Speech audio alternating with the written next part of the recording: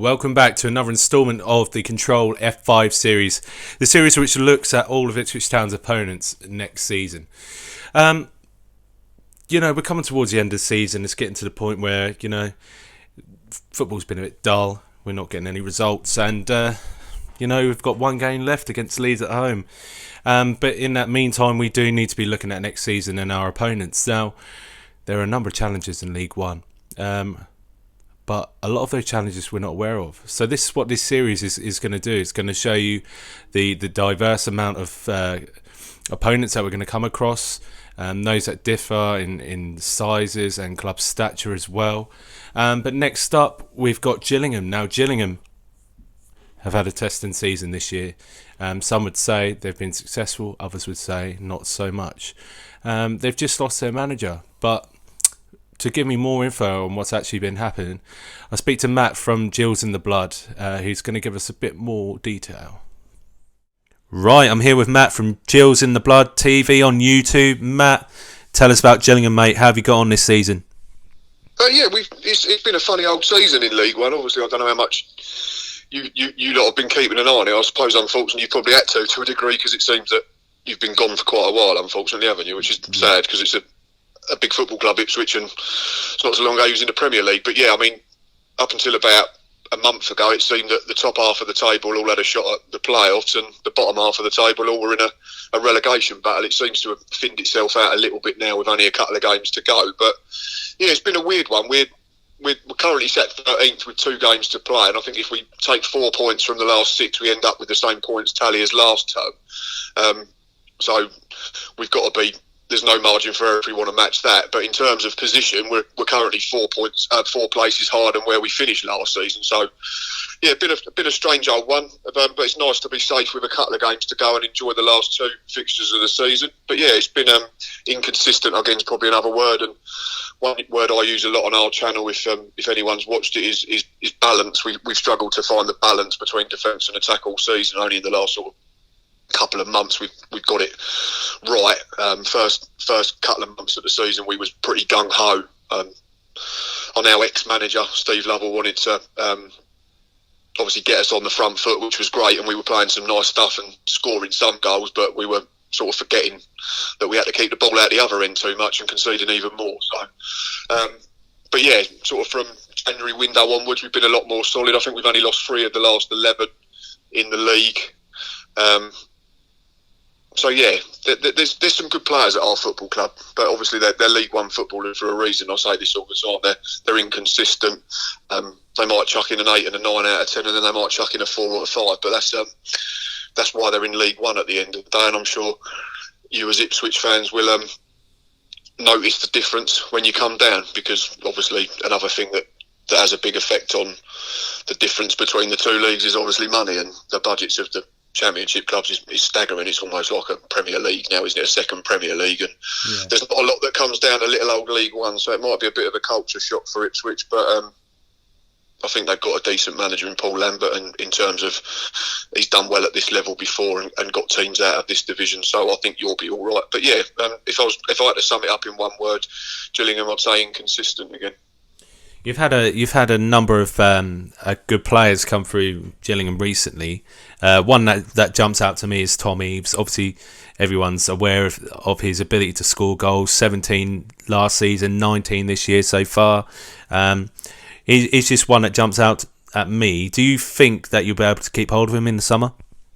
I'll be completely honest. I'd say no. I think he's probably gone. Last couple of games it looks like we've set up without him. In one of the recent home games against Plymouth on Good Friday, he was withdrawn at the break, and we went with 3 different strikers, and then he didn't start the Easter Monday draw either with Bradford. He only got on for the final 10 minutes, so I'm not sure whether that was us sort of planning for life without Tom Eaves. But obviously with the news a few days ago that the manager's gone, obviously it's a clean slate now for everyone, so we don't know. We're not sure what's going on.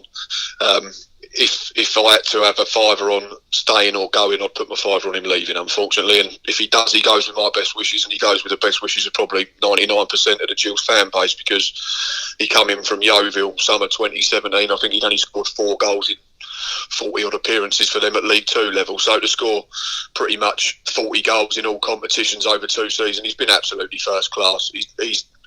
And I mean, we interviewed him for the channel about 18 months ago, and he gets pigeonholed a little bit because he is a big bloke and he's sort of 6'5" and he's big built, so he gets pigeonholed and stereotyped as like a target man. But he's a lot more to him than that. He's got 2 good feet. He's got a good touch for a big man, that lovely cliched saying that comes out all the time.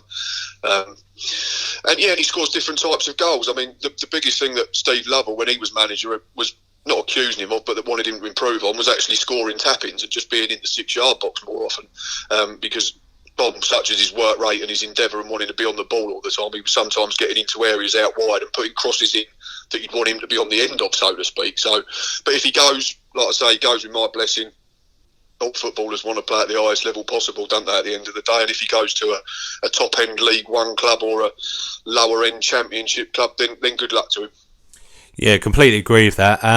But you don't need to turn your head too far. You've got there's one that can't go without mention is Brandon Hanlon, who's come through, only 21 still, and then obviously Elliot List and Regan Charles Cook have had good seasons.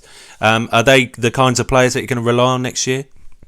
I think they might be. It depends, obviously, now. Like I say, everything's up in the air, so it's going to be interesting watching pre-season and seeing how we set up in games in them sort of friendly matches to get a better gauge of how we're going to try and play next season, whether it be more on the deck and slightly less direct than you do when you've got a Tom Eaves type player in your side, because obviously if you are under the caution, you've got a big man that you can hit. If you can hit his chest or his head, it's a good option to have, and it's not one that I say football teams shouldn't have, but yeah, it's nice to be able to get it down and play nice football and play through sides as well. And yeah, and Elliot and Brandon and Regan have all got bags of pace. Technically they're all decent.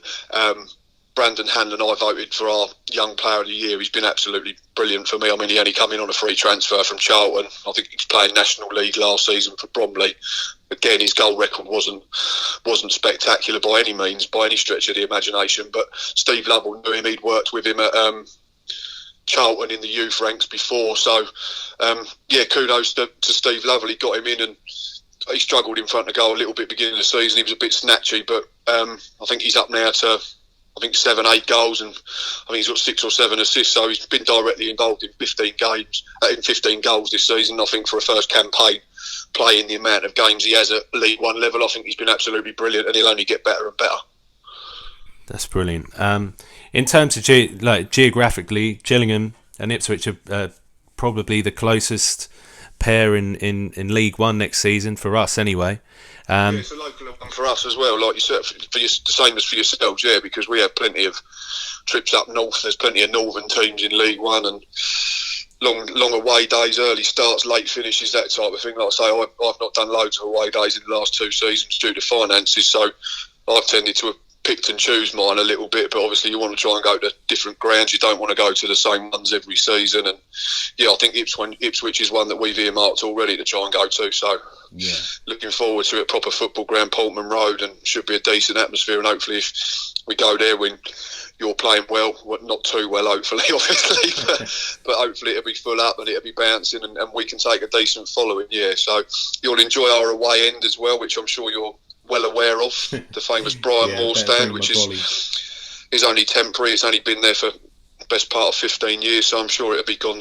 No, it looks like, all jokes aside, it's one of them where I think Gills are looking at obviously trying to move, so it's pointless spending X amount on a stand if they're going to be moving, but whether that ever comes to fruition is a question for the chairman, only he knows. So yeah, but you'll enjoy that if it's Tuesday night, middle of winter. I'm sure it'll be fun. If you're lucky, they might house you in the end of the Gordon Road stand if you don't bring too many. So don't encourage too many friends to go, and then you might get a roof. Yeah, I'm sure we'll pack out. We've got quite a good away following. But in terms of Ipswich coming down, mate, what challenge does that give a club like Gillingham in League One? It's another big club. I mean, looking at like this season just gone, obviously we've had one of the biggest clubs to play at this level probably since Leeds United, and that's Sunderland. And I think they set the record for a third tier game Boxing Day. I think it was 48,000 at the Stadium of Light for a game against Bradford there. And I think everyone's watched their documentary. I can't remember what it's called now, but the Sunderland Till I Die. Yeah. The phenomenal fan base. They brought their 2,500 on a Tuesday night to our place. Jesus. It was one ground that we'd earmarked to go up to, because we obviously, the Sunderland fans were excellent with us when they come down to our place in terms of sort of helping us out with the vlog and stuff like that. It was one that we'd earmarked to go up to. It was the end of January. Then, sod's law, for the first time in ages, Gillingham have a cup run and get to the fourth round, and the Sunderland game got moved to a Tuesday night, and then it was impossible for us to attend because of work commitments. So, yeah, I think Ipswich again. What's the capacity of Portman Road? It's 30,311. There you go, exactly 30,311, right on it. So it's another massive ground. It's going to be the type of situation, I think, where plenty of smaller teams like us will probably treat it as like a cup final day out, and everyone's going to raise their game when they come to Portman Road. So, like I said with Sunderland last season, it depends how quick you adjust to this level, I think, and then it'll depend on how well you do in the season. Sunderland, I think, adjusted quicker than I'd anticipated, and that's why. I know they've had a little wobble in the last few weeks, but they're right up there challenging to go straight back up. And I think if you as a club get the right type of players in, and I think you have, because I think ultimately what cost you last season in terms of being relegated out of the Championship when Paul Hurst took over was he tried to bring in players from lower leagues, and now ironically they're going to be set up perfectly to play in the lower leagues. So that's a good point. That's a good point you've just raised there. The players that we bought in, are they players that you're aware of, or? You brought in a couple from Accrington, didn't you, that were highly rated, who'd won League Two? Yeah, that was Caden Jackson and Janoy Donassin, yeah. That's it, I think, yeah. So, I mean, it's as much about, I think, ability and character as well at this level. You're going to have to, and it is like the old joke again, the old adage, like, oh, can you do it at Stoke on a windy night on a Tuesday? So, it's going to be a battle. You're going to have to go to places like Gillingham. You're going to have to go to far-flung places like Fleetwood. You're going to have to travel all the way down to Plymouth if they stay in the division, and I think it'll be a bit of a culture shock because you've not been in this division for so many years. But if you can get the right type of people in, and like I say, you've got a benefit with, you've got some players that have been in League One and League Two in the recent past, and you've got a manager that in the last 10 years has got teams out of League One. I think you'll be fine. Brilliant. Matt, thanks for all your honest words, mate. Really appreciate it. But looking forward to come down to Gillingham next season. And yeah, we'll have to try and meet up. If you're about, obviously we can try and get you on the channel then and do it before the game if you're up for that. And then if we can get to the away game as well, we'll try and do that as well. Yes, mate. That's perfect. Excellent. Well, you got all the download there from Matt, who he's done really well there. He's brought out all the challenges that Ipswich may face next season, and what League One teams will think of Ipswich when they come down. Town will be a scalp for anyone, playing on a regular basis. But at the same time, I think what Matt's highlighted for me, the biggest shock for fans is the change, the massive change that we're not really expecting. Now, we've been playing football in 20,000 plus seater stadiums for the last 20, 30 years nearly. It's going to be a big culture shock for all the fan, not only the fans, maybe not so much the players, but it's going to be a change for the whole club. Can we deal with that change? Can we come back straight away? I'll really want to know what you think about this, mostly. So leave a comment, let me know. I'll pick it up in the next video. But to be fair, Gillingham are a good side. They've got some good players. They do need to hold on to their best players this summer. Whether they can or not, it's a difficult question. I think the club find itself each season battling to keep the right side of the finances, buy where they can, sell where they need to, and obviously just losing the manager doesn't put them in such good stead for the immediate future. But maybe if they can get the right person in the summer, then they could be challenging in the playoffs next year. They've been in and abouts amongst those teams, and it's just a few results that have cast them aside this season. So good luck to Matt and the rest of the Gillingham fans next season. I will be going down. Geographically, it's probably one of our closest games for the whole of next year, and I do really look forward to going down there. So in the meantime, make sure you leave your comments below. If you're a Gills fan, thanks for watching this. Town fans, keep liking, keep subscribing, and until the next one, come on you Blues.